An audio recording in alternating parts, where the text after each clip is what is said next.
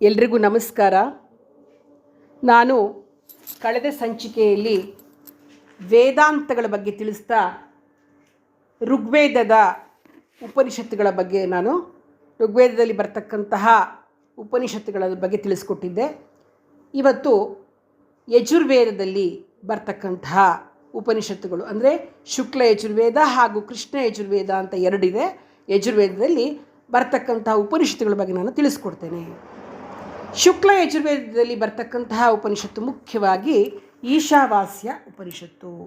ಈ ಈಶಾವಾಸ್ಯ ಉಪನಿಷತ್ತು ಇದೆಯಲ್ಲ, ಇದು 18 ಶ್ಲೋಕಗಳು ಇರತಕ್ಕಂತಹ ಒಂದು ಚಿಕ್ಕ ಉಪನಿಷತ್ತಿದು. ಇದು ಶುಕ್ಲ ಯಜುರ್ವೇದದಲ್ಲಿ ಬರ್ತಕ್ಕಂತಹ ಮುಖ್ಯವಾಗಿರ್ತಕ್ಕಂತಹ ಒಂದು ಉಪನಿಷತ್ತು. ಯಾರು ತನ್ನ ಅಂತರಂಗದಲ್ಲಿ ಅಲ್ಲೇ ತನ್ನ ಆತ್ಮದ ಅರಿವನ್ನು ಹೊಂದಿ ಇತರರಲ್ಲೂ ಅದೇ ಆತ್ಮನನ್ನು ಕಾಣ್ತಾನೋ ಅವನು ಭ್ರಮೆ ಮತ್ತು ದುಃಖವನ್ನು ದಾಟ್ತಾನೆ ಅನ್ನೋದನ್ನು ತಿಳಿಸುತ್ತೆ. ಈಶಾವಾಸ್ಯಮಿದಂ ಸರ್ವಂ ಅಂತ ಬರುತ್ತೆ. ಆ ಮಂತ್ರ ತುಂಬ ಚೆನ್ನಾಗಿದೆ. ನಮಗೆ ಈಶಾವಾಸ್ಯ ಉಪನಿಷತ್ತಲ್ಲಿ ಬರ್ತಕ್ಕಂತಹ ಮಂತ್ರ ಅದ್ಭುತವಾಗಿರ್ತಕ್ಕಂಥದ್ದು. ಇದು ನಮ್ಮಲ್ಲೂ ಆತ್ಮ ಇದೆ, ಎಲ್ಲರಲ್ಲೂ ಆತ್ಮ ಇದೆ, ಅದೇ ಭಗವಂತ ಅಂತಕ್ಕಂಥದ್ದನ್ನು ತಿಳಿದುಕೊಂಡು ಯಾರು ಜೀವಿಸ್ತಾರೋ ಅವರು ದುಃಖವನ್ನು ದಾಟ್ತಾರೆ ಅಂತಕ್ಕಂಥದ್ದನ್ನು ಹೇಳುತ್ತೆ. ಇನ್ನು ಪ್ರಾಯೋಗಿಕ ಅನುಷ್ಠಾನದಲ್ಲಿ 2 ಮಾರ್ಗಗಳನ್ನು ಇದೆ, ಅದು ವಿದ್ಯೆ ಮತ್ತು ಅವಿದ್ಯೆ ಅಂತ. ಇದರ ಧ್ಯೇಯ ಏನು? ಜನನ ಮರಣಗಳ ಚಕ್ರದಿಂದ ಬಿಡುಗಡೆ ಹೊಂದಿ ಅಮರತ್ವವನ್ನು ಪಡಿತಕ್ಕಂಥದ್ದು ಅಂತ. ಮನುಷ್ಯ ತುಂಬ ಜೀವನ ಬಾಳುವ ಮಹತ್ವಾಕಾಂಕ್ಷಿಯಾಗಿರಬೇಕು ಮತ್ತು ನಿರಂತರ ಚಟುವಟಿಕೆಯಿಂದ ಕ್ರಿಯಾಶೀಲನಾಗಿರಬೇಕು.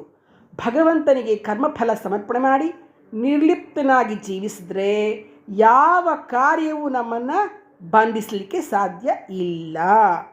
ಈ ಮನೋಭಾವನೆಯಿಂದ ಕಾರ್ಯಪ್ರವೃತ್ತರಾದಲ್ಲಿ ವ್ಯಕ್ತಿಯು ಕರ್ಮ ಬಂಧನದಿಂದ ಮುಕ್ತನಾಗ್ತಾನೆ. ಆದರೆ ಕರ್ಮ ಅಥವಾ ಕಾರ್ಯವೇ ಸರ್ವಸ್ವ ಅಲ್ಲ, ಜ್ಞಾನವನ್ನೂ ಸಹ ಹೊಂದಬೇಕು. ಅರ್ಥ ಆಯ್ತಲ್ವಾ? ಕೇವಲ ಕರ್ಮವನ್ನೇ ಮಾಡಿದ್ರಾಗಲ್ಲ, ಜ್ಞಾನ ಬೇಕು. ಅದಕ್ಕೆ ಸಕಲ ಗೋಚರ ಅಗೋಚರ ವಸ್ತುಗಳ ಮೂಲ ಕಾರಣವಾಗಿರ್ತಕ್ಕಂತಹ ಆತ್ಮನ್ ಮತ್ತು ಬ್ರಹ್ಮನ್ ಈ ಸತ್ಯವನ್ನು ಅರಿಬೇಕು. ಯಾರು ಎಲ್ಲ ವಸ್ತುಗಳಲ್ಲಿ ಮತ್ತು ಜೀವರಾಶಿಗಳಲ್ಲಿ ಆತ್ಮನನ್ನು ಕಾಣ್ತಾರೋ ಅವರು ಎಲ್ಲ ವಸ್ತುಗಳಲ್ಲೂ ಮತ್ತು ಜೀವರಾಶಿಗಳಲ್ಲಿ ಪರಮಾತ್ಮನೇ ಇರುವಂತೆ ಕಾಣ್ತಾರೆ, ಏಕತ್ವವನ್ನು ಅರಿತಾರೆ. ಆದ್ದರಿಂದ ಭ್ರಮೆ ಅಥವಾ ಶೋಕ ಅವರ ಜೀವನವನ್ನು ನಾಶಗೊಳಿಸಲಿಕ್ಕೆ ಅಥವಾ ದಾರಿ ತಪ್ಪಿಸಲಿಕ್ಕೆ ಸಾಧ್ಯ ಇಲ್ಲ. ಇದನ್ನು ಅರ್ಥ ಮಾಡಿಕೊಳ್ಬೇಕು. ಯಾರು ಎಲ್ಲ ವಸ್ತುಗಳಲ್ಲೂ ಎಲ್ಲ ಜೀವಿಗಳಲ್ಲೂ ಪರಮಾತ್ಮನೇ ಇದ್ದಾನೆ ಅನ್ನೋದನ್ನು ಅರ್ಥ ಮಾಡ್ಕೊಂಡ್ಬಿಡ್ತಾರೋ ಅವರಿಗೆ ಯಾವ ಭ್ರಮೆ ದುಃಖ ಯಾವುದು ಬಾಧಿಸೋದಿಲ್ಲ, ಅವ್ರಿಗೆ ದಾರಿ ತಪ್ಪಿಸ್ಲಿಕ್ಕೆ ಸಾಧ್ಯವೇ ಇಲ್ಲ. ನಮ್ಮ ಎದುರು 2 ಪ್ರಪಂಚಗಳಿವೆ. ಒಂದು ಭೌತಿಕ ಪ್ರಪಂಚ ಮತ್ತು ಆಧ್ಯಾತ್ಮಿಕ ಪ್ರಪಂಚ. ಭೌತಿಕ ಪ್ರಪಂಚ ಅಧ್ಯಾತ್ಮದಿಂದ ಉಗಮವಾಗಿ ಅದರಿಂದಲೇ ಆಧಾರಿತವಾಗಿದೆ. ಸಾವಿನ ನಂತರ ಅಮರತ್ವವನ್ನು ಪಡೀಲಿಕ್ಕೆ ಮತ್ತು ಲೌಕಿಕ ಜೀವನದಲ್ಲಿ ಯಶಸ್ವಿಯಾಗಲಿಕ್ಕೆ ಇವೆರಡರ ಜ್ಞಾನವು ನಮಗೆ ಅವಶ್ಯಕವಾಗಿದೆ. ಸಂಪೂರ್ಣ ಮತ್ತು ಪರಿಪೂರ್ಣವಾದ ಜೀವನವನ್ನು ಬಾಳಿ ಚೇತನದ ಶಾಶ್ವತ ಮೂಲ ನೆಲೆಗೆ ಮರಳಬೇಕು ಅಂದರೆ ಲೌಕಿಕ ಮತ್ತು ಆಧ್ಯಾತ್ಮಿಕ ಜೀವನದ ಬಗ್ಗೆ ಸಮಚಿತ್ತ ಮತ್ತು ಸಂಶ್ಲೇಷಿತ ದೃಷ್ಟಿಕೋನವನ್ನು ಅಂತ ಬರುತ್ತೆ. ಅಂದರೆ ಭೌತಿಕ ವಸ್ತು ದ್ರವ್ಯ ಅಂತ ಮತ್ತು ಚೈತನ್ಯಾಂಶದ ಸರಿಯಾದ ನೈಜ ಸಂಬಂಧದ ಅರಿವು ಅತ್ಯವಶ್ಯಕವಾಗಿದೆ. ಆಧ್ಯಾತ್ಮಿಕ ಸತ್ಯ ಇಂದ್ರಿಯಾವೃತವಾಗಿರ್ತಕ್ಕಂತಹ ಭೌತಿಕ ವಿಶ್ವದ ಮೋಹಕ ಲಾವಣ್ಯ ಪ್ರಭಾವದಿಂದ ಅಸ್ಪಷ್ಟವಾಗಿರುತ್ತೆ. ಲೌಕಿಕ ಆಕರ್ಷಣೆಯ ಸೆಳೆತಕ್ಕೆ ಒಳಗಾಗಿ ವ್ಯಕ್ತಿ ಬಹಳಷ್ಟು ವೇಳೆ ದಾರಿ ತಪ್ಪುತ್ತಾರೆ. ಇದಕ್ಕಾಗಿ ನಾವು ಭಗವಂತನನ್ನು ನಮಗೆ ಈ ಇಂದ್ರಿಯಗಳ ಪ್ರಪಂಚದ ಹಿಂದಿರತಕ್ಕಂಥ ಸತ್ಯವನ್ನು ಅನ್ವೇಷಣೆ ಮಾಡಲಿಕ್ಕೆ ಮತ್ತು ಚೇತನಮಯವಾಗಿರ್ತಕ್ಕಂತಹ ಜೀವನದ ಗುರಿಯತ್ತ ನಡಿಬೇಕು ಅಂತಂದರೆ ಅದನ್ನು ಮಾರ್ಗ ತೋರಿಸ್ಬೇಕು ಅಂತ ಭಗವಂತನನ್ನು ನಾವು ಪ್ರಾರ್ಥನೆ ಮಾಡ್ಕೊಳ್ಬೇಕಾಗತ್ತೆ. ಯಾಕೆ ಅಂತಂದರೆ ಇವತ್ತು ನಮಗೆ ಏನಾಗುತ್ತೆ ಏನು ಗೊತ್ತಿಲ್ಲ, ನಮಗೆ ಆ ಭಗವಂತನನ್ನು ಅರಿಲಿಕ್ಕೆ ನಮಗೆ ಅರ್ಥ ಆಗೋದಿಲ್ಲ. ಆ ಅರ್ಥ ಮಾಡಿಕೊಳ್ಬೇಕು ಅಂತಂದರೆ ಯಾವ ಥರ ದೃಷ್ಟಿಕೋನದಲ್ಲಿ ನಾವು ಭಗವಂತನನ್ನು ತಿಳ್ಕೊಳ್ಬೇಕು. ಮಾಯಾಕರ್ಷಣೆಗೆ ಒಳಗಾಗದೆ ಎಲ್ಲೆಲ್ಲಿ ಮಾಯೆ ಇದೆ ಅಂದ ತಕ್ಷಣ ನಾವು ಅಲ್ಲಿಂದ ದೂರ ಹೋಗ್ಬಿಡ್ಬೇಕು, ಅದನ್ನು ಮೆಟ್ಟಿ ನಿಲ್ಲಬೇಕು. ಅದನ್ನು ನಾವು ಮಾಡಬೇಕು. ಅಂದರೆ ಈಗ ನೋಡಿ, ಫಾರ್ ಎಕ್ಸಾಂಪಲ್ ನಿಮ್ಮ ಸುತ್ತ ಮೊಬೈಲ್ ಇದೆ, ಏನೂ ಬೇಡ, ಎಕ್ಸಾಂಪಲ್ ನಿಮ್ಮ ಮುಂದೆ ಈಗ ಮೊಬೈಲ್ ಇದ್ದರೆ ಆ ಮೊಬೈಲನ್ನು ನಾನು ಉಪಯೋಗಿಸುವುದಿಲ್ಲ, ನಾನು ಭಗವನ್ ನಾಮಸ್ಮರಣೆಯನ್ನೇ ಮಾಡ್ತಾ ಇರ್ತೀನಿ, ಅಥವಾ ನಾನು ಓದ್ತಾ ಇರ್ತೀನಿ, ಅಥವಾ ನಾನು ಕೆಲಸ ಮಾಡ್ತಾ ಇರ್ತೀನಿ, ಆ ಮೊಬೈಲ್ ಮುಟ್ಟಲ್ಲ, ಅದು ಎದುರುಗಡೆ ಇದ್ರೂ ಕೂಡ ನಾನು ಮುಟ್ಟಲ್ಲ ಅನ್ನೋ ಮನೋಭಾವ ಇದ್ದರೆ, ಬರೀ ಅದು ಎಷ್ಟು ಯೂಸಿಗೆ ಬೇಕೋ ಅಷ್ಟಕ್ಕೆ ಮಾತ್ರ, ಅಂದರೆ ಫೋನ್ ಬಂದರೆ ಫೋನ್ ತಗೊಳ್ಳೋಕ್ಕೆ, ಆ ಥರ ಮನಸ್ಥಿತಿಯನ್ನು ಹೊಂದಿದ್ರೆ ಭಗವಂತ ಗ್ಯಾರಂಟಿ ಸಿಗ್ತಾನೆ. ನಮಗೆ ಮಾಯ, ಮೊಬೈಲ್ ತೆಗೆದ್ರೆ ನಮಗೆ ಬೇಕಾಗಿರೋದೆಲ್ಲ ಸಿಗುತ್ತೆ. ಆ ಮಾಯೆಗೆ ಒಳಗಾಗ್ಬಿಟ್ಟು ನಾವು ಭಗವಂತನನ್ನು ಬಿಟ್ಬಿಡ್ತೀವಿ. ಇದನ್ನು ನಾವು ಬೇಕು ಅಂದರೆ ಆ ಭಗವಂತನನ್ನೇ ಕೇಳಬೇಕು, ಆ ಮಾಯೆಯಿಂದ ನನ್ನ ದೂರ ಮಾಡಪ್ಪ, ನನಗೆ ನಿನ್ನನ್ನು ಕಾಣುವಂತಹ ಮನಸ್ಥಿತಿಯನ್ನು ಕೊಡಪ್ಪ ಅಂತ ಅವನನ್ನು ಕೇಳಬೇಕು ಅಂತ ಈ ಈಶಾವಾಸ್ಯ ಉಪನಿಷತ್ನಲ್ಲಿ ತಿಳಿಸಿದ್ದಾರೆ. ಇನ್ನು ಶುಕ್ಲ ಯಜುರ್ವೇದದ ಮತ್ತೊಂದು ಉಪನಿಷತ್ತು, ಮುಖ್ಯವಾದ ಬಹಳ ದೊಡ್ಡದಾದ ಉಪನಿಷತ್ತು ಅಂತಂದರೆ ಬೃಹದಾರಣ್ಯಕ. ಈ ಬೃಹದಾರಣ್ಯಕೋಪನಿಷತ್ತು ಏನಪ್ಪ ಅಂತಂದರೆ ತುಂಬ ದೊಡ್ಡ ಉಪನಿಷತ್ತು. ಇದರಲ್ಲಿ 6 ಅಧ್ಯಾಯಗಳಿದೆ, 47 ಪರ್ವಗಳಿದೆ ಮತ್ತು 435 ಮಂತ್ರಗಳಿವೆ. ಇದರಲ್ಲಿ ಏನು ಹೇಳಿದ್ದಾರೆ ಈ ಉಪನಿಷತ್ನಲ್ಲಿ ಅಂದರೆ, ವ್ಯಕ್ತಿಯ ಅಂತರಂಗದಲ್ಲಿ ಬ್ರಹ್ಮನ್ನ ಸನ್ನಿಧಾನವಿದ್ದರೆ ಮಾತ್ರ ಶರೀರ ಜೀವಂತವಾಗಿ ಕಾರ್ಯನಿರ್ವಹಿಸಬಹುದು, ಇದನ್ನು ಧ್ಯಾನದ ಮೂಲಕ ಪಡಿಬಹುದು ಅನ್ನೋದನ್ನು ತಿಳಿಸುತ್ತೆ. ಅಂದರೆ ಭಗವಂತ ಇದ್ದರೆ ಮಾತ್ರ ಶರೀರ ಜೀವಂತವಾಗಿರಲಿಕ್ಕೆ ಸಾಧ್ಯ, ನಮ್ಮ ದೇಹದಲ್ಲಿ ಆತ್ಮ ಇದ್ದರೆ ಮಾತ್ರ ಜೀವ ಇರಲಿಕ್ಕೆ ಸಾಧ್ಯ. ಇಲ್ಲ ಅಂತಂದರೆ ಆ ದೇಹ ಡೆಡ್ ಬಾಡಿ, ಶವ ಕೇಶವ ಇದ್ದರೆ ಮಾತ್ರ ಜೀವಕ್ಕೆ ಉಸಿರು, ಅಂದರೆ ಜೀವ ನಡೆಯುತ್ತೆ, ದೇಹ ನಡೆಯುತ್ತೆ, ದೇಹ ಚೈತನ್ಯವಾಗಿರುತ್ತೆ. ಕೇಶವ ಇಲ್ಲದ ದೇಹ ಶವ ಆಗಿಬಿಡುತ್ತೆ ಅನ್ನೋದನ್ನು ತಿಳಿಸ್ಕೊಡ್ತಾರೆ. ಯಾಜ್ಞವಲ್ಕ್ಯ ಋಷಿಗಳು ಬ್ರಹ್ಮನ್ನ 2 ರೂಪಗಳಾಗಿರ್ತಕ್ಕಂತಹ ನಶ್ವರ ಮತ್ತು ಶಾಶ್ವತದ ಬಗ್ಗೆ ವಿವರಿಸ್ತಾರೆ. ಘನರೂಪವಾಗಿರ್ತಕ್ಕಂಥದ್ದು ಅಶಾಶ್ವತ, ದ್ರವರೂಪವಾಗಿರ್ತಕ್ಕಂಥದ್ದು ಶಾಶ್ವತ ಅಂತ. ಪ್ರಜಾಪತಿಯ 3 ಜನ ಮಕ್ಕಳು ತಮ್ಮ ತಂದೆ ಪ್ರಜಾಪತಿ ಜೊತೆ ವಿದ್ಯಾರ್ಥಿಗಳಾಗಿ ವಾಸ ಮಾಡ್ತಿರ್ತಾರೆ. ವಿದ್ಯಾರ್ಜನೆಯ ಅವಧಿಯ ನಂತರ ದೇವತೆಗಳು ನಮ್ಮನ್ನು ದಯವಿಟ್ಟು ನಿರ್ದೇಶನ ಮಾಡಿ ಅಂತ ಕೇಳ್ಕೋತಾರೆ ಅವರಪ್ಪನ್ನು. ಆಗ ಪ್ರಜಾಪತಿಯವರಿಗೆ ದ ಅನ್ನೋ ಅಕ್ಷರವನ್ನು ಕೊಟ್ಟು ನಿಮಗೆ ಅರ್ಥವಾಯ್ತಾ ಅಂತ ಕೇಳ್ತಾನೆ. ಆಗ ದೇವತೆಗಳು ನಾವು ಅರ್ಥ ಮಾಡಿಕೊಂಡಿದ್ದೇವೆ, ನೀವು ನಮ್ಮನ್ನು ನಾವು ನಿಯಂತ್ರಿಸಿಕೊಳ್ಳಲು ದಮ ಅಂತ ತಿಳಿಸಿದ್ದೀರಾ ಅಂತ ಹೇಳ್ತಾರೆ. ಮನುಷ್ಯರು ಹೇಳ್ತಾರೆ ಪ್ರಜಾಪತಿಗೆ ನಮ್ಮನ್ನು ದಯವಿಟ್ಟು ನಿರ್ದೇಶಿಸಿ ಅಂತ ಕೇಳಿದಾಗ ಅವ್ರಿಗೂ ಕೂಡ ಪ್ರಜಾಪತಿ ದ ಅಕ್ಷರವನ್ನು ಕೊಡ್ತಾರೆ. ನಿಮಗೆ ಅರ್ಥವಾಯ್ತಾ ಅಂತ ಕೇಳ್ತಾರೆ. ಆಗ ಮನುಷ್ಯರು ಹೇಳ್ತಾರೆ ನೀವು ನಮಗೆ ದಾನವನ್ನು ಮಾಡಲಿಕ್ಕೆ ತಿಳಿಸಿದ್ದೀರಾ ಅಂತ. ಕೊನೆಯದಾಗಿ ರಾಕ್ಷಸರು ಪ್ರಜಾಪತಿಗೆ ಕೇಳಿದಾಗ ನಮ್ಮನ್ನು ನೀವು ಗೈಡ್ ಮಾಡಿ ಎಂದಾಗ ಅವರು ಕೂಡ ರಾಕ್ಷಸರಿಗೆ ಪ್ರಜಾಪತಿ ದ ಅಕ್ಷರವನ್ನು ಕೊಟ್ಟು ನಿಮಗೆ ಅರ್ಥವಾಯ್ತಾ ಅಂತ ಕೇಳಿದಾಗ ರಾಕ್ಷಸರು ಹೇಳ್ತಾರೆ ನೀವು ನಮಗೆ ಸಹಾನುಭೂತಿಯನ್ನು ಅಂದರೆ ದಯೆಯನ್ನು ಹೊಂದಿರಿ ಅಂತ ಹೇಳಿ ತಿಳಿಸಿದ್ರಿ ಅಂತ ನಮಗೆ ಅರ್ಥವಾಯಿತು ಅಂತ ಹೇಳ್ತಾನೆ. ಅಂದರೆ ದ ದ ದ ಅಂತ ದೇವತೆಗಳಿಗೂ ಮನುಷ್ಯರಿಗೂ ಹಾಗೂ ರಾಕ್ಷಸರಿಗೂ ತಂದೆಯಾದ ಪ್ರಜಾಪತಿ ಕೊಡ್ತಾರೆ. ಆದರೆ ಯಾವ ರೀತಿ ಅಂದರೆ ದೇವತೆಗಳು ಯಾವತ್ತೂ ಇಂದ್ರಿಯ ಲೋಲಪರು, ಅವರಿಗೆ ದಮೆ ಕ್ಷಮ ದಮ ಅಂತ ಹೇಳ್ತಾರೆ. ನಮ್ಮನ್ನು ನಾವು ನಿಯಂತ್ರಿಸ್ಕೊಳ್ಬೇಕು, ಇಂದ್ರಿಯವನ್ನು ನಿಯಂತ್ರಿಸ್ಕೊಳ್ಳೋದನ್ನು ಕಲ್ತ್ಕೊಳ್ಳಿಕ್ಕೆ ದೇವತೆಗಳಿಗೆ ಹೇಳ್ತಾನೆ. ರಾಕ್ಷಸರುಗಳಿಗೆ ದಯೆಯಿಂದ ಇರಬೇಕು ಅನ್ನೋದನ್ನು ಹೇಳ್ಕೊಡ್ತಾರೆ. ಆದರೆ ಮನುಷ್ಯರಾಗಿರ್ತಕ್ಕಂಥವ್ರಿಗೆ ದಾನ ಮಾಡಬೇಕು ಅನ್ನೋದನ್ನು ಹೇಳ್ತಾನೆ. ಅಂದರೆ ದ ದ ದ ಅನ್ನಕ್ಕೆ ಎಷ್ಟು ಅರ್ಥವನ್ನು ಅದು ಕಲ್ಪಿಸಿಕೊಡ್ತಕ್ಕಂಥದ್ದು ಈ ಒಂದು ಉಪನಿಷತ್ತಿನಲ್ಲಿ ನಿಮಗೆ ಕಂಡು ಬರುತ್ತೆ. ಅಂದರೆ ಅರ್ಥ ಮಾಡ್ಕೊಳ್ಳಿ, ಮನುಷ್ಯನಾದವನು ದಾನ ಮಾಡಬೇಕು. ನಮ್ಮ ಒಂದು ಆದಾಯದ 1% ಭಗವಂತನಿಗಾಗಿ, ಭಗವಂತನ ಸೇವೆಗಾಗಿ ಎತ್ತಿಟ್ಬಿಡಬೇಕು, ದಾನಕ್ಕೆ ಎತ್ತಿಟ್ಬಿಡಬೇಕು, ದಾನ ಮಾಡಬೇಕು ಅನ್ನೋದನ್ನು ನಮಗೆ ಈ ಉಪನಿಷತ್ತುಗಳು ಕೂಡ ನಮಗೆ ತಿಳಿಸ್ಕೊಡ್ತಾ ಇದೆ. ಇನ್ನು ಬೃಹದಾರಣ್ಯಕ ಉಪನಿಷತ್ತಿನಲ್ಲಿ ಏನು ಬರ್ತಪ್ಪ ಅಂತಂದರೆ, ದೇವತೆಗಳಿಗೆ ಇಂದ್ರಿಯಗಳ ಸಂತೋಷ, ಪ್ರಲೋಭನೆ ಮತ್ತು ನಿಯಂತ್ರಣಕ್ಕೆ ಮೈತ್ರಿ ಅಗತ್ಯವಾಗಿರ್ತಕ್ಕಂಥದ್ದು. ಸಾಮಾನ್ಯವಾಗಿ ಮನುಷ್ಯರು ತುಂಬ ಅತಿಯಾಸೆ ಜಾಸ್ತಿ, ಸ್ವಾರ್ಥಿಗಳು. ಅದೇ ಅಸುರರಾದರೆ ಕ್ರೂರರು, ಅವರಿಗೆ ಅನುಕಂಪ ಇಲ್ಲ, ದಯೆ ಇಲ್ಲ. ಆದ್ದರಿಂದ ಪ್ರತಿಯೊಬ್ಬರಿಗೂ ಈ 3 ಕಲಿಬೇಕು. ಸ್ವತಃ ನಿಯಂತ್ರಣ, ದಾನ, ದಯೆ ಅಂತ ಪ್ರಜಾಪತಿ 3 ಜನಕ್ಕೂ ದಕಾರವನ್ನು ಕೊಡ್ತಾನೆ ಅಂತಕ್ಕಂಥದ್ದು ನಮಗೆ ಬೃಹದಾರಣ್ಯಕ ಉಪನಿಷತ್ತಿನಲ್ಲಿ ಸಿಗುತ್ತೆ. ಇವಿಷ್ಟು ನಮಗೆ ಶುಕ್ಲ ಯಜುರ್ವೇದದಲ್ಲಿ ಬರ್ತಕ್ಕಂತಹ ಮುಖ್ಯವಾದ ಆಚಾರ್ಯರು ಏನು ಭಾಷ್ಯವನ್ನು ಬರೆದಿರ್ತಕ್ಕಂತಹ ಉಪನಿಷತ್ತುಗಳ ಬಗ್ಗೆ ನಾನು ನಿಮಗೆ ತಿಳಿಸ್ಕೊಟ್ಟೆ. ಈಗ ಕೃಷ್ಣ ಯಜುರ್ವೇದದ ಉಪನಿಷತ್ತುಗಳ ಬಗ್ಗೆ ನಾನು ನಿಮಗೆ ತಿಳಿಸ್ಕೊಡ್ತೀನಿ. ಕೃಷ್ಣ ಯಜುರ್ವೇದದ ಉಪನಿಷತ್ತಲ್ಲಿ ಮುಖ್ಯವಾಗಿ ಬರ್ತಕ್ಕಂಥದ್ದು ಕಠೋಪನಿಷತ್ತು. ಈ ಕೃಷ್ಣ ಯಜುರ್ವೇದಕ್ಕೆ ಸೇರಿರ್ತಕ್ಕಂಥ ಈ ಉಪನಿಷತ್ತಿನಲ್ಲಿ 6 ಅಧ್ಯಾಯಗಳು 119 ಮಂತ್ರಗಳು ಇದೆ. ಇದರಲ್ಲಿ ಏನು ಹೇಳಿದೆ ಅಂದರೆ, ಶರೀರ ಮತ್ತು ಮನಸ್ಸುಗಳಿಗಿಂತ ಆತ್ಮ ಶ್ರೇಷ್ಠವಾದುದು ಮತ್ತು ಆತ್ಮವನ್ನು ಯೋಗದ ಮೂಲಕ ಅರಿಯಬಹುದು ಅನ್ನೋದನ್ನು ಕಠೋಪನಿಷತ್ತು ತಿಳಿಸುತ್ತೆ. ನೋಡಿ, ಸ್ವಯಂ ನಿಯಂತ್ರಣ, ದೈವಕೃಪೆ ಇವು ಆತ್ಮನನ್ನು ಅರಿಯುವ ಸಹಾಯಕ ಅಂಶಗಳು. ಇದರಲ್ಲಿ ನಚಿಕೇತನ ಕಥೆ ಬರುತ್ತೆ. ಯಮರಾಜ ನಚಿಕೇತನ್ಗೆ ಅಧ್ಯಾತ್ಮ ಜ್ಞಾನವನ್ನು ಬೋಧಿಸಿ ಈ ವಿಶ್ವದ ಮೂಲಭೂತ ಕಾರಣಗಳಲ್ಲಿ ಒಂದಾಗಿರ್ತಕ್ಕಂತಹ ಅಗ್ನಿಯು ಆತ್ಮ ಸಾಕ್ಷಾತ್ಕಾರದ ಪಥವನ್ನು ಸಮರ್ಥವಾಗಿ ಪ್ರಕಟಗೊಳಿಸಬಲ್ಲದು ಅಂತ ತಿಳಿಸ್ಕೊಡ್ತಾನೆ. ಯಮರಾಜ ಹೇಳ್ತಾನೆ, ದೇಹ ಅಂತಕ್ಕಂಥದ್ದು ಒಂದು ರಥ, ಆ ರಥದ ನಿಯಂತ್ರಕನೇ ಆತ್ಮನ್ ಅಂತ ವರ್ಣಿಸಿದ್ದಾನೆ. ಮರಣಾನಂತರದ ಜೀವಿಯ ವಿಧಿಯು ಅಂದರೆ ಹಣೆ ಬರಹ ಇದೆಯಲ್ಲ, ಅದು ಆತನು ತನ್ನ ಜೀವಿತಾವಧಿಯಲ್ಲಿ ಮಾಡಿರ್ತಕ್ಕಂತಹ ಕಾರ್ಯಗಳಿಂದ ಅಂದರೆ ಕರ್ಮಗಳಿಂದ ನಿರ್ಧರಿಸಲ್ಪಡ್ತಕ್ಕಂಥದ್ದು ಅನ್ನೋದನ್ನು ತಿಳಿಸ್ತಾನೆ. ಹಿಂದೆ ವಾಜಶ್ರವಸ್ ಅಂತ ಒಬ್ಬ ಋಷಿ ಇರ್ತಾನೆ. ಅವನು ದೇವತೆಗಳನ್ನು ಮೆಚ್ಚಿಸ್ತಕ್ಕಂತಹ ಉದ್ದೇಶದಿಂದ ಯಜ್ಞವನ್ನು ಆಯೋಜಿಸಿರ್ತಾನೆ.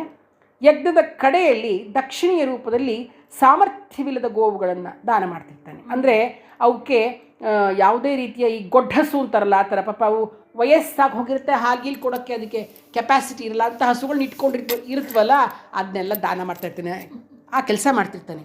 ಆಗ ಅವ್ರ ಮಗ ನಚಿಕೇತ ಏನು ಮಾಡ್ತಾನೆ, ನನಗೆ ತುಂಬ ಬೇಜಾರಾಗುತ್ತೆ. ದಾನ ಕೊಟ್ಟರೆ ಯಾವತ್ತೂ ದಾನ ಮಾಡುವವನಿಗೆ ಯಾವುದು ಪ್ರಿಯಕರವಾಗಿರ್ತೀಯೋ ಅದನ್ನು ದಾನ ಮಾಡಬೇಕೇ ಹೊರತು ಯಾವುದು ಉಪಯೋಗವಿಲ್ಲದ್ದೋ ಅದನ್ನು ದಾನ ಮಾಡಬಾರ್ದು ಅನ್ನೋದು ಅವ್ರಿಗೆ ತುಂಬ ಖೇದ ಉಂಟಾಗುತ್ತೆ ಮನಸ್ಸಿನಲ್ಲಿ. ಅವ್ರ ಅಪ್ಪ ಮಾಡೋ ವಿಷಯ, ತನಗೆ ಪ್ರಿಯವೆನಿಸಿದ ವಸ್ತುಗಳನ್ನು ದಾನ ಮಾಡಬೇಕೇ ಹೊರತು ಅಪ್ರಿಯವಾಗಿರ್ತಕ್ಕಂಥ ವಸ್ತುಗಳನ್ನು, ಬೇಡದೇ ಇರ್ತಕ್ಕಂಥ ನಿಷ್ಪ್ರಯೋಜಕ ವಸ್ತುಗಳನ್ನು ದಾನ ಮಾಡಬಾರ್ದು ಅಂತ ಯೋಚನೆ ಮಾಡಿ ಅವನು ತಂದೆ ಹತ್ರ ಹೋಗ್ಬಿಟ್ಟು, ನನ್ನನ್ನು ಯಾರಿಗೆ ದಾನ ಮಾಡುತ್ತೀಯಾ ಅಂತ ಕೇಳ್ತಾನೆ ಅವರಪ್ಪನ. ಆಗ ವಾಜಶ್ರವಸ ಕೋಪದಿಂದ, ನಿನ್ನನ್ನು ನಾನು ಯಮಧರ್ಮನಿಗೆ ಕೊಡುತ್ತೇನೆ ಅಂತಂದ್ಬಿಟ್ಟ. ಅರ್ಥ ಆಯ್ತಾ? ಅಂದರೆ ಪ್ರೀತಿಯ ವಸ್ತುಗಳನ್ನು ದಾನ ಮಾಡಬೇಕು, ನಿನಗೆ ನಾ ತಾನೇ ಪ್ರೀತಿಯ ವಸ್ತು, ನನ್ನನ್ನು ದಾನ ಮಾಡಬೇಕು, ಅದು ಬಿಟ್ಟು ನೀನು ಗೊಡ್ಡ ಹಸುನ ದಾನ ಮಾಡ್ತಾ ಇದೆಯಲ್ಲ ಅಂತ ಆ ರೀತಿ ಕೇಳಿದಾಗ, ನನ್ನ ಯಾರಿಗೆ ದಾನ ಮಾಡ್ತಾ ಇದೆಯಾ ಅಂತ ಅಪ್ಪನ ಕೇಳಿದ್ದಕ್ಕೆ ಅಪ್ಪ ಹೇಳ್ತಾನೆ, ನಾನು ಯಮಧರ್ಮನಿಗೆ ಮಾಡ್ತೀನಿ ಅಂತ. ಒಂದು ಸಲ ಮಾತು ಕೊಟ್ಟ ಮೇಲೆ ಮುಗೀತು. ನಚಿಕೇತ ಏನು ಮಾಡ್ತಾನೆ, ತನ್ನ ತಂದೆಯ ಆಸೆಯನ್ನು ಈಡೇರಿಸಲಿಕ್ಕೆ ಅವನು ಯಮಪುರಿಗೆ ಹೊರಟೋಗ್ತಾನೆ. ಸೀದಾ ಬದುಕಿದ್ದ ಹಾಗೇ ಅವನು ಯಮನ ಲೋಕಕ್ಕೆ ಹೋಗ್ತಾನೆ. ಆದರೆ ಯಮ 3 ದಿವಸಗಳ ನಂತರ ಬರ್ತಾನೆ ಅಂತ ಗೊತ್ತಾಯಿತು ಯಮ ಭಟ್ರಿಂದ. ಯಾಕೆಂದ್ರೆ ಅವನು ಇರೋಲ್ಲ, ಯಮ ಇರೋದಿಲ್ಲ, ಅವನು 3 ಡೇಸ್ ಬಿಟ್ಟು ಬರ್ತಾನೆ ಅಂತ ಗೊತ್ತಾಯಿತು. ಅವನು ಹಿಂದಿರುಗುವವರೆಗೂ ಅವನು ಮನೆ ಬಾಗಿಲಿನಲ್ಲೇ ಕಾಯ್ತೀನಿ ಅಂತ ನಿರ್ಧಾರ ಮಾಡಿಕೊಂಡು ಯಮಲೋಕದಲ್ಲಿ ಯಮನ ಮನೆ ಮುಂದೆ ಕೂತಿರ್ತಾನೆ. ಯಮ ಬರೋ ತನಕ ಉಪವಾಸ ಮಾಡ್ತಾನೆ ಆ ಹುಡುಗ, ಪುಟ್ಟ ಹುಡುಗ ಅವನು. ಯಮ ಬಂದ ಮೇಲೆ ನಚಿಕೇತನಿಗೆ ಅತಿಥಿ ಸತ್ಕಾರವಾಗದೆ ಇದನ್ನು ತಿಳಿದುಕೊಂಡು ತುಂಬ ಬೇಜಾರಾಗುತ್ತೆ. ಯಾಕೆ ಇವನನ್ನು ಯಾರೂ ಎಂಟರ್ಟೈನ್ ಮಾಡಿಲ್ಲ, ಅವನು ಯಾಕೆ ಅವ್ರಿಗೇನು ಕೊಟ್ಟಿಲ್ಲ ಅಂತ ಯೋಚನೆ ಮಾಡಿ ಬೇಜಾರಾಗಿ ತಾನೇ ಧರ್ಮರಾಜ, ಯಮ ಧರ್ಮರಾಯ ಅಂತ ಕರೆಯೋದು, ಅವನೇ ತುಂಬ ಧರ್ಮವಾಗಿ ನಡ್ಕೊಳ್ತಕ್ಕಂಥವ್ನು ಯಮಧರ್ಮರಾಯ, ತನ್ನ ಮನೆಯಲ್ಲಿ ಆತಿಥ್ಯ ನಿಯಮ ಪಾಲನೆ ಮಾಡಲಿಲ್ವಲ್ಲ ಅನ್ನೋ ತಪ್ಪಿನ ಪ್ರಾಯಶ್ಚಿತ್ತವಾಗಿ ಅವನೇನು ಮಾಡ್ತಾನೆ, ಅವನಿಗೆ 3 ವರಗಳನ್ನು ಕೊಡಲಿಕ್ಕೆ ನಿಶ್ಚಯಿಸಿ, ವರ ಕೇಳಪ್ಪ, ನಿನಗೆ ನಮ್ಮಲ್ಲಿ ಯಾರೂ ಸತ್ಕಾರ ಮಾಡಲಿಲ್ಲ, ನೀನು 3 ದಿವಸದಿಂದ ಹೊರಗಡೆ ಕೂತಿದೀಯಾ ಉಪವಾಸದಿಂದ ನಮ್ಮ ಮನೆಯ ಬಾಗಿಲಲ್ಲಿ, ಅದರಿಂದ ನಿನಗೆ ಏನು ಬೇಕೋ ವರ ಕೇಳ್ಕೊ, 3 ವರ ಕೊಡ್ತೀನಿ ಅಂತ ಹೇಳ್ತಾನೆ. ಮೊದಲನೆಯ ವರದಲ್ಲಿ ಆಗ ನಚಿಕೇತ ಹೇಳ್ತಾನೆ, ತಾನು ಯಮನ ಬಳಿಯಿಂದ ಹಿಂತಿರುಗಿದ ಮೇಲೆ ತನ್ನ ತಂದೆಯು ಶಾಂತಚಿತ್ತನಾಗಿ ತನ್ನನ್ನು ಮನೆಯಲ್ಲಿ ಮೊದಲಿನ ಹಾಗೆ ಮಗನೆಂದೇ ಕಾಣಬೇಕೆಂದು ಪ್ರಾರ್ಥನೆ ಮಾಡಿಕೊಳ್ತಾನೆ. 2ನೇದರಲ್ಲಿ ಸ್ವರ್ಗದಲ್ಲಿ ವಾಸಿಸಲು ಅರ್ಹನೆನಿಸಲು ತಕ್ಕ ಜ್ಞಾನವನ್ನು ಪಾಲಿಸು ಅಂತ ಕೇಳ್ಕೊಳ್ತಾನೆ. 3ನೇ ವರದಲ್ಲಿ ಆತ್ಮಜ್ಞಾನದ ಬಗ್ಗೆ ತಿಳಿಸ್ಲಿಕ್ಕೆ ಪ್ರಾರ್ಥನೆ ಮಾಡ್ಕೊಳ್ತಾನೆ. ಆ ಆತ್ಮಜ್ಞಾನವನ್ನು ತಿಳಿಸ್ಲಿಕ್ಕೆ ಮುಂಚೆ ನಚಿಕೇತನ ಮಾನಸಿಕ ಮತ್ತು ಆಧ್ಯಾತ್ಮಿಕ ಸಾಮರ್ಥ್ಯವನ್ನು ಪರೀಕ್ಷಿಸಬೇಕು ಅಂತ ಯಮ ನಚಿಕೇತನ ಮನಸ್ಸನ್ನು ಪ್ರಾಪಂಚಿಕ ವಿಷಯಗಳ ಕಡೆ ತಿರುಗಿಸ್ಲಿಕ್ಕೆ ಭಾಳ ಪ್ರಯತ್ನ ಮಾಡ್ತಾನೆ. ಇವಾಗ ನಾವು ಬಾಯಿನಲ್ಲಿ ಹೇಳೋದು ಸುಲಭ, ನಾನು ಸ್ಪಿರಿಚುವಲ್ ಪರ್ಸನ್ ಆಗಬೇಕು, ನನಗೆ ಸ್ಪಿರಿಚುವಲ್ದು ಪಾಠ ಮಾಡಿ ಅಂತ ಕೇಳೋದು ಸುಲಭ. ಅದಕ್ಕೆ ಯಮ ಏನು ಮಾಡ್ತಾನೆ, ನಿನಗೆ ನಿಜವಾಗ್ಲೂ ಸ್ಪಿರಿಚುವಲ್ ಕಲ್ತ್ಕೊಳ್ಳೋಕೆ ಆಸೆ ಇದೆಯಾ ಅಥವಾ ಇಲ್ವಾ ನೋಡಬೇಕು ಅಂತ ಅವನನ್ನು ಒಂದು ಆಕರ್ಷಣೆ, ಏನೇನು ಬಾಹ್ಯ ಪ್ರಪಂಚದಲ್ಲಿರ್ತಕ್ಕಂತಹ ಲೌಕಿಕ ಪ್ರಪಂಚದ ಆಕರ್ಷಣೆಗಳಿಗೆ ತಿರುಗಿಸ್ಲಿಕ್ಕೆ ಭಾಳಷ್ಟು ಟ್ರೈ ಮಾಡ್ತಾನೆ ಯಮ. ಆದರೆ ನಚಿಕೇತ ಪ್ರಾಪಂಚಿಕ ಸುಖಗಳನ್ನೆಲ್ಲ ತಿರಸ್ಕರಿಸ್ಬಿಟ್ಟು ಆತ್ಮಜ್ಞಾನವನ್ನೇ ನಂಗೆ ಕೊಡು, ಮತ್ತೇನು ಬೇಡ ಅಂತ ಕೇಳಿದಾಗ ಯಮಂಗೆ ತುಂಬ ಸಂತೋಷ ಆಗುತ್ತೆ. ಪ್ರೀತಿಯಿಂದ ನಚಿಕೇತನಿಗೆ ಆತ್ಮಜ್ಞಾನವನ್ನು ಉಪದೇಶ ಮಾಡ್ತಾನೆ. ಈ ರೀತಿ ನಚಿಕೇತ ಯಮನಿಂದ ಉಪದೇಶ ಪಡೆದು ಆ ಪರಬ್ರಹ್ಮ ಎಲ್ಲ ಅಚರ ವಸ್ತುಗಳಲ್ಲಿದ್ದಾನೆ, ನಮಗೆ ನಮ್ಮ ಕೈಕಾಲುಗಳಿಗಿಂತಲೂ ಸಮೀಪದಲ್ಲಿರ್ತಕ್ಕಂಥ ನಮ್ಮ ಅಂತರಾತ್ಮವೇ ಅವನು ಅಂತ ಅರ್ಥಕೊಂಡು ಎಲ್ಲರಿಗೂ ಮಾರ್ಗದರ್ಶನ ಮಾಡಿ ವಾಪಸ್ ಬರ್ತಾನೆ, ಎಲ್ರಿಗೂ ಮಾರ್ಗದರ್ಶನ ಮಾಡ್ತಾನೆ. ಹೀಗೆ ಸಶರೀರವಾಗಿ ಯಮಲೋಕಕ್ಕೆ ಹೋಗಿ ಯಮನಿಂದ ಆ ಅಧ್ಯಾತ್ಮ ಜ್ಞಾನವನ್ನು ಪಡೆದುಕೊಂಡು ಬರ್ತಾನೆ ನಚಿಕೇತ. ಇದನ್ನೇ ಈ ಉಪನಿಷತ್ತಿನಲ್ಲಿ ತುಂಬ ಚೆನ್ನಾಗಿ ವಿವರಿಸಿದ್ದಾರೆ. ಇನ್ನು ಕೃಷ್ಣ ಯಜುರ್ವೇದದ ಮತ್ತೊಂದು ಅದ್ಭುತವಾಗಿರ್ತಕ್ಕಂಥ ಉಪನಿಷತ್ತು ಬಂದು ತೈತ್ತಿರೀಯ ಉಪನಿಷತ್ತು ಅಂತ. ಇದು ಈ ಕೃಷ್ಣ ಯಜುರ್ವೇದಕ್ಕೆ ಸೇರಿರ್ತಕ್ಕಂಥ ಈ ಉಪನಿಷತ್ತಿನಲ್ಲಿ 3 ಅಧ್ಯಾಯಗಳಿದೆ, 31 ಮಂತ್ರಗಳಿದೆ. ಇದರಲ್ಲಿ ಬ್ರಹ್ಮನ್ ಸತ್ಯ, ಜ್ಞಾನ, ಅನಂತ, ಪಂಚಕೋಶಗಳನ್ನು ಮೀರಿದವನು ಅವನು ಅಂತ ವಿವರಿಸಿದ್ದಾರೆ. ಇದರ ನಿಜವಾದ ಸ್ವರೂಪವನ್ನು ಸಾಧಕ ಪಂಚಕೋಶಗಳನ್ನು ತಿಳಿಯುವ ಮೂಲಕ ಸಾಕ್ಷಾತ್ಕರಿಸ್ಕೊಳ್ಬೋದು. ಅರ್ಥ ಆಯ್ತಾ? ಪಂಚಕೋಶಗಳು ಯಾವ್ಯಾವುದು? ಅನ್ನಮಯ ಕೋಶ ಆಯಿತಾ, ಪ್ರಾಣಮಯ, ನೆಕ್ಸ್ಟು ಪ್ರಾಣಮಯ ಕೋಶ, ಮನೋಮಯ ಕೋಶ, ವಿಜ್ಞಾನಮಯ ಕೋಶ, ಆನಂದಮಯ ಕೋಶ. ಈ ಥರ 5 ಕೋಶಗಳಿದೆ ನಮ್ಮ ದೇಹದಲ್ಲಿ, ಸ್ಥೂಲ ಶರೀರದಲ್ಲಿ, ಅಂದರೆ ನಮ್ಮ ದೇಹದಲ್ಲಿದೆ. ಈ ಅನ್ನಮಯ ಕೋಶ ಅಂದ್ರೇನು? ಸ್ಥೂಲ ಶರೀರದ ಅಂಶ, ಅದು ನಮ್ಮ ಅನ್ನಮಯದಿಂದಲೇ ಆಗಿರ್ತಕ್ಕಂಥದ್ದು ದೇಹ. ಪ್ರಾಣಮಯ ಕೋಶ ಅಂದರೆ ಪ್ರಾಣಶಕ್ತಿ ಮತ್ತು ಇಂದ್ರಿಯಗಳ ಕಾರ್ಯಾಚರಣೆ, ಅವೆಲ್ಲ ಪ್ರಾಣಮಯ ಕೋಶಕ್ಕೆ ಬರ್ತಕ್ಕಂಥದ್ದು. ಇನ್ನು ಮನೋಮಯ ಕೋಶ ಅಂತ ಮನಸ್ಸಿನ ಸ್ಥಿತಿಗತಿಗಳಿಗೆ ಮನೋಮಯ ಕೋಶ. ವಿಜ್ಞಾನಮಯ ಕೋಶ ಅಂದರೆ ಜ್ಞಾನದ ಅಂಶ. ಆನಂದಮಯ ಕೋಶ ಅಂದರೆ ಸರ್ವೋಚ್ಚ ಆನಂದವನ್ನು ಕೊಡ್ತಕ್ಕಂಥದ್ದು, ಎಟರ್ನಲ್ ಬ್ಲಿಸ್ ಅಂತ ನಾವೇನು ಹೇಳ್ತೀವಿ ಅದನ್ನು ಕೊಡ್ತಕ್ಕಂಥದ್ದು. ಈ ರೀತಿ ಪಂಚಕೋಶಗಳ ಬಗ್ಗೆ ಇಲ್ಲಿ ತಿಳಿಸಿದ್ದಾರೆ, ಈ ತೈತ್ರೀಯ ಉಪನಿಷತ್ತಲ್ಲಿ ಕೊಟ್ಟಿದ್ದಾರೆ. ಬ್ರಹ್ಮಜ್ಞಾನವನ್ನು ತಪಸ್ಸು ಮತ್ತು ಮನಸ್ಸಿನ ದೃಢತೆಯ ಮೂಲಕ ಮತ್ತು ಅಂತರ್ದೃಷ್ಟಿಯಿಂದ ಸ್ವಾಧೀನಪಡಿಸ್ಕೊಳ್ಬೋದು ಅಂತ ಒತ್ತಿ ಈ ಉಪನಿಷತ್ತು ಹೇಳುತ್ತೆ. ಖಂಡಿತವಾಗ್ಲೂ ನಾವು ಬ್ರಹ್ಮಜ್ಞಾನವನ್ನು ಪಡ್ಕೋಬೋದು ಮನಸ್ಸಿನ ದೃಢತೆಯ ಮೂಲಕ ಅನ್ನೋದನ್ನು ಹೇಳಿದೆ. ಈ ಅನಂತ ಆಕಾಶವು ಸಂತೋಷಭರಿತ ಅಥವಾ ಆನಂದಭರಿತವಾಗಿರದಿದ್ದಲ್ಲಿ ಯಾರು ತಾನೇ ಉಸಿರಾಡ್ಕೊಳ್ಳಿಕ್ಕೆ ಜೀವಿಸ್ಲಿಕ್ಕೆ ಸಾಧ್ಯ ಆಗ್ತಿತ್ತು ಹೇಳಿ? ಹೌದಲ್ವಾ? ಈ ಪ್ರಪಂಚ ತುಂಬ ಚೆನ್ನಾಗಿರೋದಕ್ಕೆ ನಾವೆಲ್ಲ ಬದುಕ್ತಾ ಇದ್ವಿ, ಇಲ್ಲ ಹೆಂಗೆ ಬದುಕಕ್ಕಾಗುತ್ತೆ? ಇದನ್ನು ಒಬ್ಬ ಋಷಿ ಪ್ರಶಸ್ತಾರೆ. ಆಗ ಅವಿಭಾಜ್ಯ ಆತ್ಮವನ್ನು ಸಾಕ್ಷಾತ್ಕರಿಸಿಕೊಂಡಾಗ ಮನುಷ್ಯ ನಿರ್ಭೀತನಾಗ್ತಾನೆ, ಅವನು ಸರ್ವೋಚ್ಚಾನಂದವನ್ನು ಪಡಿತಾನೆ. ನಮಗೆ ಯಾವಾಗ ಭಯ ಇರುತ್ತೆ ಗೊತ್ತಾ? ನಮಗೆ ದೇವರಲ್ಲಿ ನಂಬಿಕೆ ಪೂರ್ಣವಾಗಿಲ್ಲದಾಗ ತುಂಬ ಭಯ. ಅವನು ನಮ್ಮನ್ನು ನೋಡ್ಕೊಳ್ತಾನೆ, ಭಗವಂತ ನನ್ನನ್ನು ನಡೆಸ್ತಾನೆ, ಆ ಜಗನ್ಮಾತೆ ನಮ್ಮನ್ನು ನೋಡ್ಕೊಳ್ತಾಳೆ, ಆ ಒಂದು ಭಾವ ಇದ್ದರೆ ನಮಗೆ ಜೀವನ ಆನಂದವಾಗಿರುತ್ತೆ. ನಮಗೆ ಇಲ್ಲ ಅಂದರೆ ಬರೀ ದುಃಖ ಅಷ್ಟೇ. ಎಲ್ಲಿಯವರೆಗೆ ಅವನು ಈ ಪ್ರಪಂಚದಲ್ಲಿ 2 ಪ್ರತ್ಯೇಕ ದ್ವಂದ್ವಗಳನ್ನು ಕಾಣ್ತಾನೋ ಅಲ್ಲಿಯವರೆಗೆ ಮನಸ್ಸಲ್ಲಿ ಭಯ. ನಾನು ಬೇರೆ, ಭಗವಂತ ಬೇರೆ ಎನ್ನೋ ಒಂದು ನಮಗೆ ಭಾವನೆ ಇದ್ದಾಗ ನನಗೇನಾಗ್ಬಿಡುತ್ತೋ ಏನೋ, ನನ್ನ ಮನೆಯಲ್ಲಿ ಎಲ್ರಿಗೂ ಏನಾಗ್ಬಿಡುತ್ತೋ ಏನೋ ಅನ್ನೋ ಭಯ ಆವರಿಸುತ್ತೆ. ನಾವು ಭಗವಂತ ಇದ್ದರೆ ಭಯನೇ ಇರೋದಿಲ್ಲ. ಭಯಕೃತ್ ಭಯನಾಶನಃ, ಭಗವಂತ ಭಯವನ್ನು ನಾಶ ಮಾಡ್ತಕ್ಕಂಥವನು. ಆದ್ದರಿಂದ 2 ಇದ್ದಾಗ ನಮಗೆ 2, ನಾನೇ ಬೇರೆ ಭಗವಂತನೇ ಬೇರೆ ಅನ್ನೋ ಭಾವ ಇದ್ದರೆ ನಿಮಗೆ ಭಯ ಇರುತ್ತೆ. ನಾನು ಬೇರೆ ಅಲ್ಲ ಭಗವಂತ ಬೇರೆ ಅಲ್ಲ ಅಂದಾಗ ನಮಗೆ ಭಯ ಅಂತಕ್ಕಂಥದ್ದು ಬರೋದೇ ಇಲ್ಲ ಅನ್ನೋದನ್ನು ಇಲ್ಲಿ ತೋರಿಸಿದ್ದಾರೆ. ಈ ದ್ವಂದ್ವದ ಗ್ರಹಿಕೆಯೇ ಭಯದ ಮೂಲವಾಗಿ ಅಜ್ಞಾನಿಗಳ ಮತ್ತು ವಿಚಾರಹೀನರ ಪ್ರತಿ ಹೆಜ್ಜೆಯಲ್ಲೂ ನಮಗೆ ಭಯ ಭಯ ಭಯ ಭಯ. ಆ ಭಯ ಯಾವಾಗ ಹೋಗುತ್ತೆ ಅಂದರೆ ನಾವು ಭಗವಂತನನ್ನು ಪ್ರೀತಿಸಿದಾಗ, ಭಗವಂತನ ಭಕ್ತಿಯಿಂದ ಆರಾಧಿಸಿದಾಗ ನಮಗೆ ಈ ಭಯ ಹೋಗುತ್ತೆ. ಆತ್ಮದ ಶಕ್ತಿಯು ಸೂರ್ಯ, ಚಂದ್ರ ಮತ್ತು ನಕ್ಷತ್ರಗಳನ್ನು ಸೂಕ್ತ ಪಥದಲ್ಲಿ ಇರಿಸ್ತಕ್ಕಂಥದ್ದು. ಗಾಳಿ, ಮಳೆ ಎಲ್ಲವೂ ಕೂಡ ಅದನ್ನು ಅನುಸರಿಸ್ತಕ್ಕಂಥದ್ದು. ಆದರೆ ಒಮ್ಮೆ ವ್ಯಕ್ತಿಯು ತನ್ನ ಆತ್ಮವು ಎಲ್ಲ ಕಡೆಗಳಲ್ಲಿಯೂ ಪಸರಿಸಬಲ್ಲದು ಮತ್ತು ಅದೇ ಅಸ್ತಿತ್ವದ ಕೇಂದ್ರಬಿಂದುವಾಗಿದೆ ಅಂತ ತಿಳಿದುಕೊಂಡಾಗ ಭಯದಿಂದ ಮುಕ್ತನಾಗಿ ಸರ್ವೋಚ್ಚಾನಂದವನ್ನು ಅನುಭವಿಸ್ತಾನೆ. ಯಾರು ವೇದ ಪಾರಂಗತರೋ, ಜ್ಞಾನ ಭಂಡಾರವನ್ನು ತಿಳಿದಿರುವವರು ಮತ್ತು ವೈಯಕ್ತಿಕ ಆಸೆಗಳೆಂಬ ಬಂಧನದಿಂದ ಮುಕ್ತರಾಗಿರುವವರು ಅವರು ಶುದ್ಧ ಆನಂದ ರೂಪವನ್ನು ಹೊಂದುತ್ತಾರೆ ಅಂತ. ಮಹತ್ವಾಕಾಂಕ್ಷಿಯಾಗಿರ್ತಕ್ಕಂತಹ ದೃಢಚಿತ್ತನಾದ ಮನುಷ್ಯ ಬ್ರಹ್ಮನ್ನಲ್ಲಿ ಒಂದಾಗಿ ಪೂರ್ಣಾನಂದವನ್ನು ಅನುಭವಿಸ್ತಾನೆ. ಅದನ್ನು ಒಬ್ಬ ಮಾನವ ಅವನ ಪೂರ್ಣಾನಂದ ಸಮಾನವೆಂದು ಭಾವಿಸಲಾಗಿದೆ. ಅಂದರೆ ಅಂತಹ ಮಾನವನ ಆನಂದದ 100 ಪಟ್ಟು ಗಂಧರ್ವರ ಮಾನವನ ಆನಂದಕ್ಕೆ ಸಮಾನ. ಗಂಧರ್ವರ ಮಾನವನ 100 ಆನಂದ ದೇವಗಂಧರ್ವರ 1 ಆನಂದಕ್ಕೆ ಸಮಾನವಾಗುತ್ತೆ. ದೇವಗಂಧರ್ವರ 100 ಆನಂದ ಪಿತೃಗಳ 1 ಆನಂದ, ಅಜಾನಜ ದೇವತೆಗಳ 1 ಆನಂದ, ಅಜಾನಜ ದೇವತೆಗಳ 100 ಆನಂದ ಇಂದ್ರನ 1 ಆನಂದಕ್ಕೆ ಸಮಾನವಾಗುತ್ತೆ. ಇಂದ್ರನ 100 ಆನಂದ, ಬೃಹಸ್ಪತಿಯ 1 ಆನಂದ, ಬೃಹಸ್ಪತಿಯ 100 ಆನಂದ, ಪ್ರಜಾಪತಿಯ 1 ಆನಂದ, ಪ್ರಜಾಪತಿಯ 100 ಆನಂದ, ಬ್ರಹ್ಮನ 1 ಆನಂದ. ಹೀಗೆ ಸಾಧಕ ತನ್ನೆಲ್ಲ ಆಸೆಗಳಿಂದ ಮುಕ್ತನಾಗ್ತಾ ಹೋಗ್ತಾನೆ. ಈ ರೀತಿಯಾಗಿ ವೇದ ಪಾರಂಗತನಾಗಿರ್ತಕ್ಕಂಥವನು, ತನ್ನ ಜ್ಞಾನ ಭಂಡಾರದಿಂದ ಪ್ರಾಜ್ಞನಾಗಿರ್ತಕ್ಕಂಥವನು, ವೈಯಕ್ತಿಕ ಆಸೆಗಳಿಂದ ಬಂಧನದಿಂದ ಮುಕ್ತನಾಗಿ ನಿಷ್ಕಳಂಕನಾಗ್ತಾನೆ, ಬ್ರಹ್ಮಾನಂದವನ್ನು ಅನುಭವಿಸ್ತಾನೆ ಅಂತ ಒಬ್ಬ ಋಷಿ ಉತ್ತರ ಕೊಡ್ತಾನೆ. ಯಾವುದರಲ್ಲಿ? ಈ ತೈತ್ರಿಯ ಉಪನಿಷತ್ತಿನಲ್ಲಿ. ಅಂದರೆ ನಮಗೆ ಒಂದೊಂದು ಉಪನಿಷತ್ತಿನಲ್ಲೂ ಆ ಬ್ರಹ್ಮನನ್ನು ಹೇಗೆ ಪಡ್ಕೊಳ್ಳೋದು ಅಂತಕ್ಕಂಥದ್ದು ನಮ್ಗೆ ಚೆನ್ನಾಗಿ ತೋರಿಸಿದ್ದಾರೆ. ಇನ್ನು ಶ್ವೇತಾಶ್ವತರ ಉಪನಿಷತ್ತು ಅಂತ, ಇದು ಕೂಡ ಕೃಷ್ಣ ಯಜುರ್ವೇದದ